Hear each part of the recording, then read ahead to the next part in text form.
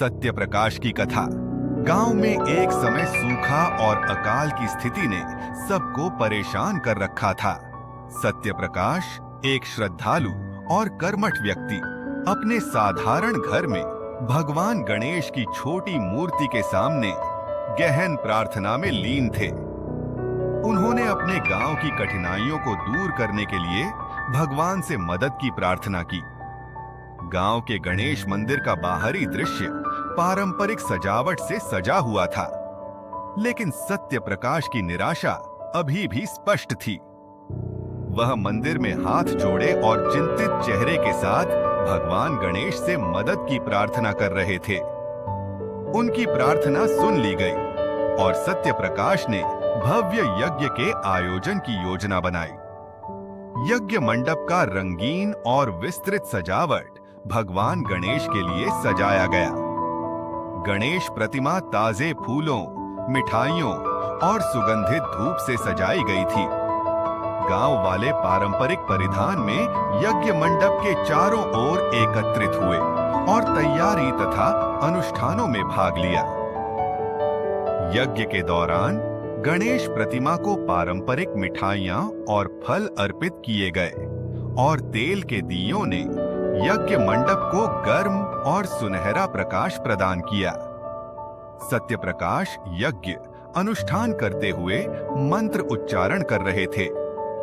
अनुष्ठान के दौरान गणेश प्रतिमा से निकलता दिव्य प्रकाश भगवान की उपस्थिति और आशीर्वाद का प्रतीक था। यज्ञ के बाद गांव में एक नई उम्मीद और शांति का एहसास था। सूखे खेतों में हरियाली और नई फसल की कोपलें उग आईं और नदी की धारा पूरी ताकत के साथ बहने लगी। ग्रामीण खुशी से उत्सव मनाने लगे, खेतों और नदी के किनारे नाचते और गाते हुए। गांव वालों ने भगवान गणेश के प्रति आभार व्यक्त करने के लिए एक विशेष समारोह आयोजित किया। सत्य प्रकाश को गांव वालों द्वारा हारों और सम्मान के साथ सम्मानित किया गया। गणेश चतुर्थी के उत्सव में सजावट, जुलूस और जीवंत रंगों से भरा वातावरण था। ग्रामीणों ने साझा भोज का आयोजन किया, समृद्धि की वापसी का उत्सव मनाते हुए।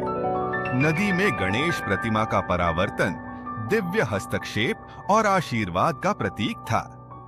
बच्चे खेतों और नदी के किनारे खुशी से खेलते हुए प्रचुरता की वापसी को दर्शा रहे थे। सत्य प्रकाश विनम्रता से ग्रामीणों के बीच बैठे हुए भगवान गणेश की कृपा पर विचार कर रहे थे। एक बुजुर्ग व्यक्ति भविष्य की पीढ़ियों को सत्य प्रकाश और भगवान गणेश की कहानी सुनाते हुए भक्ति और विश्वास की शिक्षा को याद रखने की कोशिश कर रहे थे। इस प्रकार कहानी सत्य प्रकाश की भक्ति, गांव की कठिनाइयों और भगवान गणेश के आशीर्वाद की यात्रा को प्रदर्शित करती है।